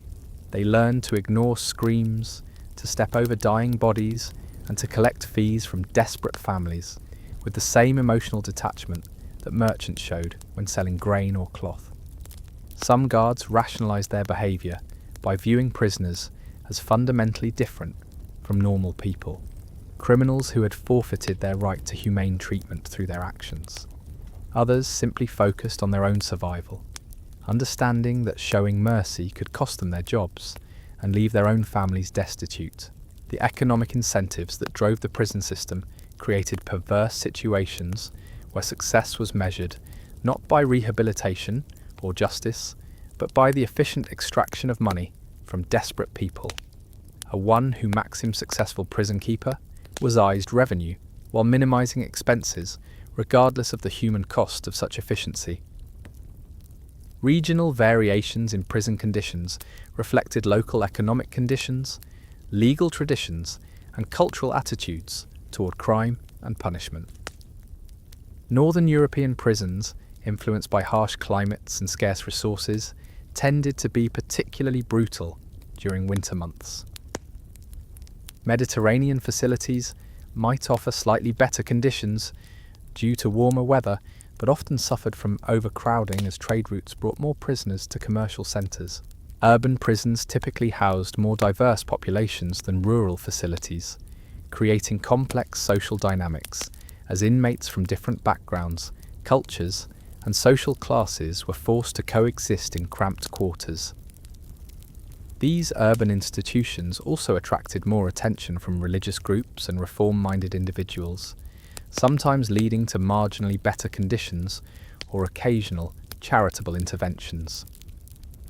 Rural prisons often operated with less oversight and more arbitrary rule, as local lords or their appointed officials had nearly absolute authority over their facilities.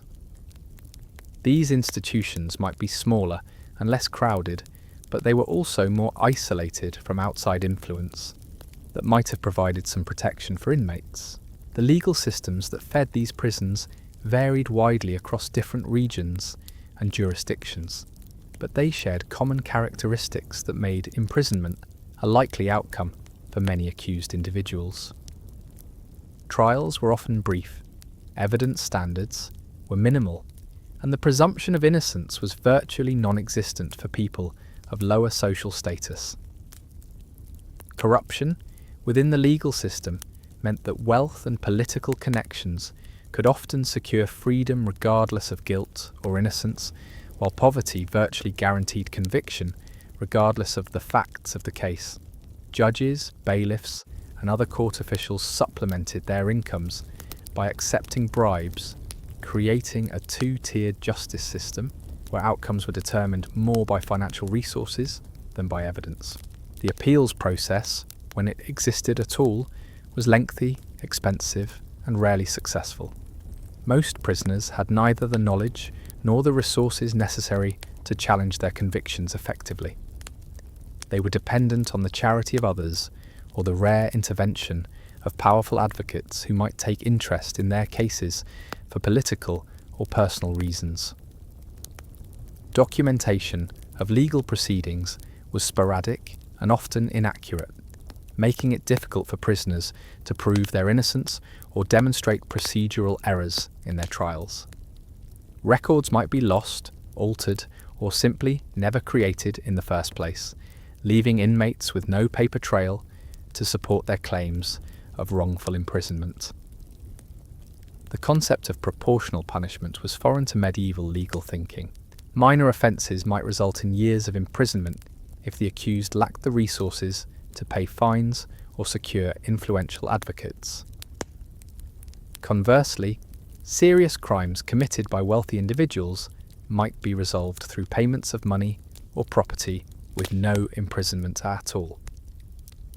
Political considerations heavily influenced legal outcomes, with cases decided based on their potential impact on local power structures rather than on principles of justice or evidence. A crime that threatened the interests of powerful individuals might be punished severely, while identical acts that serve those same interests might be ignored entirely. The intersection of religious and secular law created additional complications for prisoners, as they might find themselves subject to multiple jurisdictions with conflicting rules and procedures. Church courts, royal courts, and local manor courts all claimed authority over different types of cases, and determining which system applied to a particular situation could take months or years. Seasonal patterns affected the legal system just as they influenced prison conditions. Winter weather might delay trials for months as judges and witnesses found travel impossible. Spring and summer brought increased court activity, but also higher prisoner populations, as improved travel conditions led to more arrests and prosecutions. The training and qualifications of legal officials were minimal by modern standards, with many judges and administrators appointed based on political loyalty or financial considerations rather than legal knowledge or experience. This amateur approach to justice created additional uncertainty for prisoners who never knew whether their cases would be handled competently or fairly. International conflicts and political upheavals regularly disrupted the legal system, sometimes leaving prisoners in limbo for years, while authorities focused on military campaigns or political crises. Wars might lead to mass releases of prisoners needed for military service, or conversely, to harsh crackdowns on potential dissidents and collaborators. The economic impact of warfare on prison systems was significant, as resources were diverted to military purposes, while prisoner populations often increased due to captured enemies, suspected spies, and individuals accused of supporting hostile forces. These wartime conditions typically led to worse treatment and higher mortality rates among inmates. Some prisoners found opportunities in political chaos, as changing governments might offer amnesty programs or simply lose track of cases that had been initiated by previous regimes. However, such opportunities were rare and unpredictable, offering false hope to many inmates who waited in vain for political changes that might secure their freedom. The relationship between church and state in medieval society created unique opportunities and challenges for prisoners. Religious sanctuary laws might provide temporary protection for some fugitives, but these protections were limited and often ignored by secular authorities determined to prosecute particular cases. Clerical prisoners occupied a special category within the prison system, as they might claim benefit of clergy that theoretically protected them from secular prosecution. However, this protection was often ineffective in practice, particularly for lower-ranking clergy or those accused of serious crimes that threatened secular authority.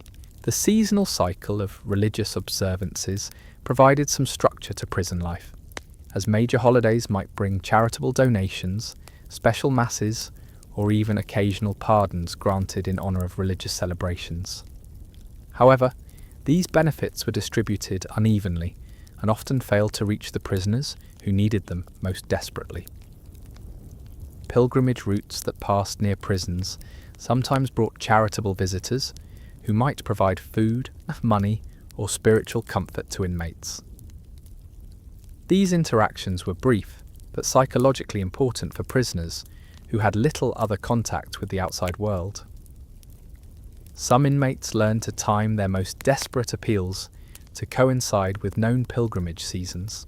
The growth of towns and cities during the later medieval period led to changes in prison systems, as urban authorities struggled to manage larger and more diverse criminal populations. New facilities were constructed, but they were often overwhelmed before completion, leading to even worse overcrowding than had existed in older, smaller prisons. Commercial development also created new categories of crime and punishment, as merchants, craftsmen and traders engaged in disputes that might result in imprisonment for debt, breach of contract, or violation of guild regulations. These economic crimes often carried lighter sentences than violent offences, but they could still result in years of confinement for individuals unable to resolve their financial obligations. The emergence of banking and credit systems created new opportunities for financial crime, but also new mechanisms for securing release from prison. Wealthy prisoners might arrange loans or credit agreements that allowed them to pay their debts and secure freedom, while poor inmates remained trapped by their inability to access such financial instruments. Urban prison populations were more likely to include foreign merchants, travellers, and immigrants who lacked local connections and knowledge of legal systems. These individuals were particularly vulnerable to exploitation and abuse, as they had no family members or friends to advocate for their release or provide financial assistance. The concentration of wealth in medieval cities also attracted more sophisticated criminal organisations that developed their own systems of mutual aid and protection for imprisoned members. These networks might provide legal assistance, bribery funds, or escape assistance to their incarcerated associates, creating informal support systems that were unavailable to individual criminals. Guild systems provided some protection for their members who faced criminal charges, as craft organisations might pool resources to hire advocates or provide financial assistance to imprisoned artisans. However, this protection was contingent on maintaining good standing within the guild and was withdrawn from members who committed crimes that brought dishonour to their professions. The seasonal nature of many medieval occupations created patterns in crime and imprisonment, as unemployed workers might turn to theft or other illegal activities during slow periods. Harvest workers, construction labourers, and others whose employment depended on weather and seasonal demand faced particular risks of imprisonment during winter months, when legitimate work was scarce. Women's roles in medieval economy created unique pathways to imprisonment, as they might be accused of witchcraft for practicing traditional healing, prosecuted for adultery or prostitution, or charged with theft when economic desperation drove them to illegal activities. Female prisoners often faced longer sentences and harsher treatment than men accused of similar crimes. The intersection of gender, class, and religion created complex hierarchies among female prisoners, with noble women receiving vastly better treatment than peasant women, and religious women sometimes commanding respect even from their captors. However, all women prisoners faced the constant threat of sexual violence regardless of their social status. Pregnancy and childbirth in prison created additional administrative and ethical challenges for authorities who were unprepared to deal with the medical and social needs of imprisoned mothers and their children. The mortality rates for both mothers and infants were staggering, yet no systematic efforts were made to improve conditions or provide appropriate care. The legal status of children born in prison was often unclear, as they might be considered free individuals despite their mother's incarceration, or they might be treated as the property of the prison system until they reached adulthood. These ambiguities led to arbitrary decisions that could separate families or trap children in cycles of institutional confinement. Some female prisoners developed elaborate support networks that provided mutual protection, shared resources, and collective resistance to the worst abuses of the system. These informal organisations often centred around older women who had survived years of imprisonment and could teach survival skills to newer inmates. The social stigma attached to female imprisonment was often more severe and longer lasting than what male prisoners experienced, as women were expected to embody moral purity and domestic virtue. A woman who had been imprisoned found it extremely difficult to reintegrate into normal society, regardless of her innocence or the minor nature of her alleged crimes. Marriage prospects for former female prisoners were virtually non-existent, as few men were willing to associate with women who had been branded as criminals or whose virtue had been compromised by imprisonment. This social ostracism often forced released women into continued criminal activity or prostitution as their only means of survival. The economic opportunities available to former female prisoners were even more limited than those available to men, as women's work was already restricted to a narrow range of low-paying occupations. Former inmates found themselves excluded even from these limited opportunities, creating conditions that virtually guaranteed their return to crime and imprisonment. Educational opportunities for imprisoned women were non-existent, as literacy was rare among women generally and was viewed as unnecessary or even dangerous for female criminals. The few women who possessed reading and writing skills before imprisonment found these abilities deteriorating from disuse and lack of materials for practice. Religious instruction was sometimes provided to female prisoners, but it typically focused on submission, obedience, and acceptance of suffering rather than on intellectual or spiritual development. These lessons reinforced existing gender hierarchies, while providing little practical assistance for women trying to rebuild their lives after release. The medical needs of female prisoners were even more neglected than those of men, as medieval medicine had limited understanding of women's health issues and little interest in treating conditions that were viewed as divine punishment for moral failings. Reproductive health problems were particularly ignored, leading to unnecessary suffering and death. Mental health issues among female prisoners were often attributed to moral weakness or demonic possession, rather than to the psychological trauma of imprisonment and abuse.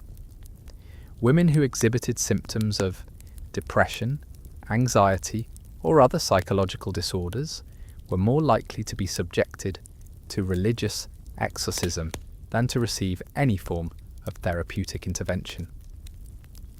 The documentation of female prisoners' cases was even more haphazard than records for male inmates, as women were generally considered less important and their legal proceedings received less attention from court officials. This poor record-keeping made it difficult for women to prove their innocence or secure release through legal channels. Visiting restrictions for female prisoners were often more stringent than those applied to men, based on assumptions about women's moral weakness and the need to prevent further corruption. Family members might be prohibited from visiting altogether, or visits might be limited to brief supervised encounters that provided little opportunity for meaningful communication or support.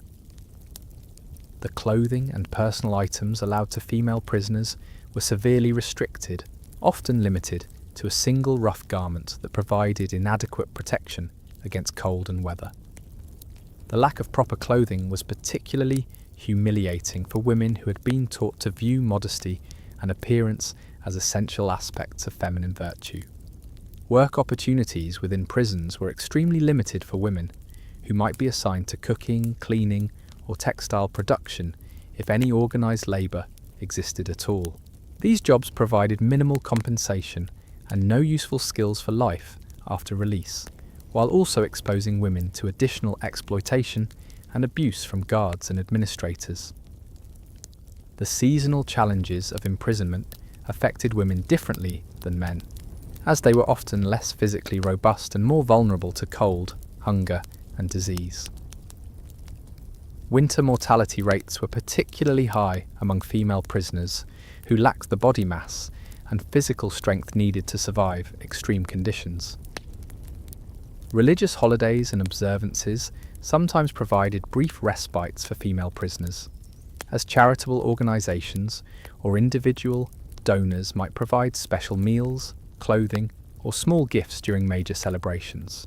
However, these benefits were sporadic and insufficient to address the systemic problems that made women's imprisonment particularly brutal and dehumanising. The transformation of medieval society during the later Middle Ages brought gradual changes to prison systems, though these modifications were driven more by economic and political considerations than by humanitarian concerns. The growth of royal power led to more centralised control over justice and imprisonment, but it also created larger and more efficient systems of oppression. The development of written law codes provided more consistency in legal proceedings, but they often codified existing inequalities and formalized discriminatory practices that had previously been matters of local custom. Written laws made the system more predictable, but not necessarily more just, as they reflected the interests of those with power to influence legal development. Technological innovations slowly began to affect prison construction and management, though these changes were primarily focused on security rather than improving conditions for inmates. Better locks, stronger chains, and more sophisticated architectural designs made escape more difficult, while doing nothing to address the fundamental problems of overcrowding, disease, and abuse. The emergence of professional administrators gradually replaced some of the amateur officials who had previously managed legal and prison systems, leading to more systematic record-keeping and procedural consistency. However, professionalization also created entrenched bureaucracies that were often more interested in preserving their authority than in pursuing justice or reform. Economic changes that increased the availability of money and credit began to alter the dynamics of imprisonment for debt, as more sophisticated financial instruments allowed some prisoners to secure release through complex arrangements with creditors. However, these innovations primarily benefited wealthy individuals, while leaving poor debtors in even more desperate situations. The growth of international trade brought new categories of prisoners to medieval facilities, including foreign merchants, diplomatic envoys, and suspected spies whose cases required different handling than domestic criminals. These international complications sometimes led to improved conditions for high-status foreign prisoners, while creating additional problems for local inmates who competed for limited resources. Military developments that made warfare more expensive and complex led to increased taxation and economic pressure on all levels of society, often resulting in higher crime rates and larger prison populations. The need to fund armies and fortifications left fewer resources available for maintaining humane prison conditions, even when authorities had the inclination to provide them. Cultural changes that began to emphasize individual rights and personal dignity gradually created intellectual frameworks that would eventually challenge the brutality of medieval imprisonment. However, these philosophical developments were limited to educated elites and had little immediate impact on the daily realities faced by prisoners in stone cells and iron chains. The slow development of medical knowledge began to provide better understanding of disease transmission and basic hygiene, though this knowledge was rarely applied to prison environments where authorities had little incentive to improve health conditions. Medical advances primarily benefited wealthy patients who could afford private physicians, while prisoners continued to suffer and die from preventable diseases. Communication improvements that made travel and message transmission more efficient began to create networks of information that could sometimes benefit prisoners, whose cases attracted attention from distant advocates or relatives. However, these same improvements also made it easier for authorities to coordinate repression and share information about escaped prisoners or suspected criminals. The gradual standardization of weights, measures, and currencies across different regions began to make economic crimes more complex and cross-jurisdictional, leading to longer legal proceedings and more complicated imprisonment arrangements. These changes often worked against the interests of accused individuals who found themselves subject to multiple legal systems with different procedures and standards. Religious developments that emphasized personal piety and direct relationship with God began to create new categories of religious crime, as authorities became increasingly concerned about heretical beliefs and unauthorized religious practices. These spiritual crimes often carried particularly harsh sentences, as they were viewed as threats to both religious and political authority. The increasing sophistication of administrative systems began to create more detailed records of prison populations and conditions. Though these documents were primarily intended for administrative efficiency rather than humanitarian monitoring. Modern historians have benefited from these improved records, but they provided little immediate help to the prisoners whose suffering they documented. Social changes that began to create new concepts of childhood and family relationships gradually altered attitudes toward children in prison, though practical improvements in their treatment were slow to develop. The recognition that children deserved special protection was still centuries away from meaningful implementation in prison systems. As our journey through these stone corridors draws toward its close for tonight, we're left with the sobering realization that medieval imprisonment was not simply a historical curiosity or an unfortunate byproduct of less enlightened times. It was a systematic mechanism for the dehumanization of society's most vulnerable members, operating with a cold efficiency that maximized profit while minimizing any consideration for human dignity or justice. The voices that once echoed through these chambers have long since fallen silent, but their stories continue to resonate across the centuries, reminding us that progress in human rights and criminal justice has been neither inevitable nor permanent. The conditions we've explored tonight were not anomalies or accidents. They were the logical result of systems that valued property over people, profit over compassion, and order over justice. Tomorrow, we'll conclude our exploration by examining the rare stories of redemption and escape, the gradual reforms that began to challenge these brutal systems, and the long shadow that medieval imprisonment cast over subsequent developments in criminal justice. We'll discover how some individuals managed to emerge from these stone tombs with their humanity intact, and how their experiences eventually contributed to the slow, painful evolution toward more humane treatment of society's outcasts and accused.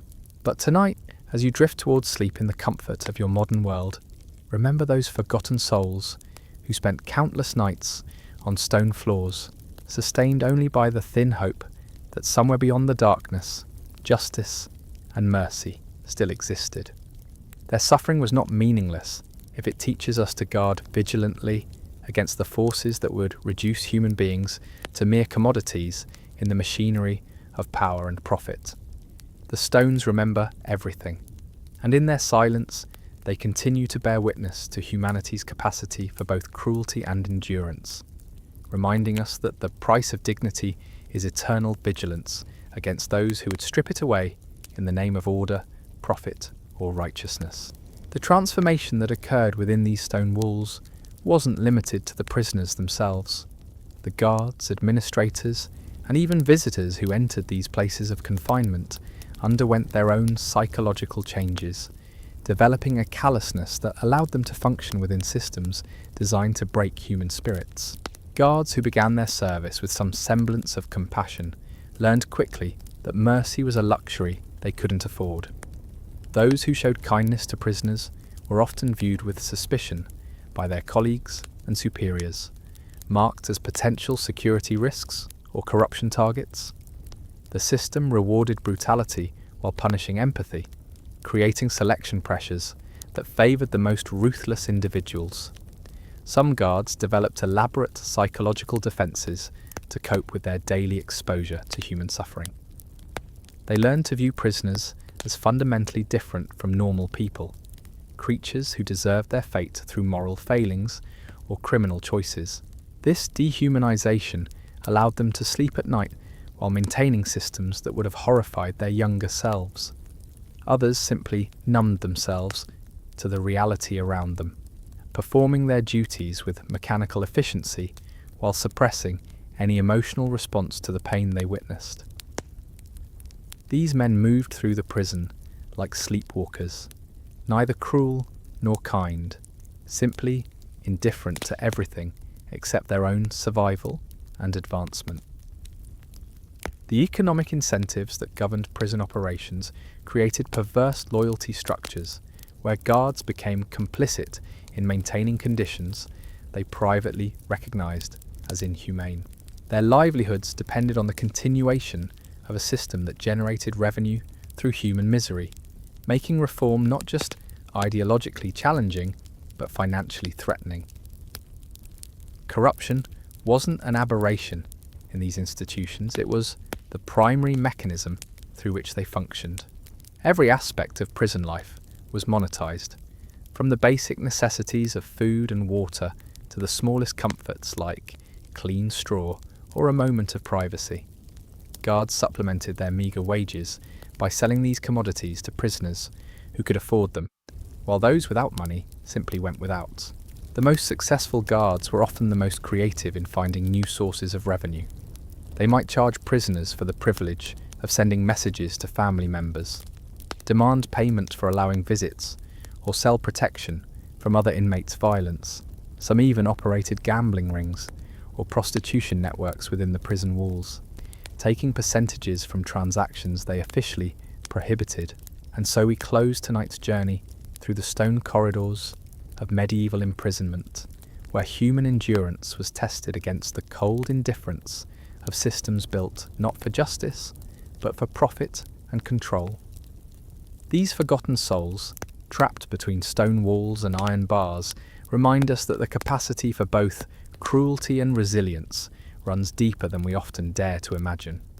Their voices, silenced by centuries, still echo through the darkness, whispering lessons about dignity, survival, and the eternal vigilance required to protect humanity from its own worst impulses. Sleep well, knowing their stories live on in memory.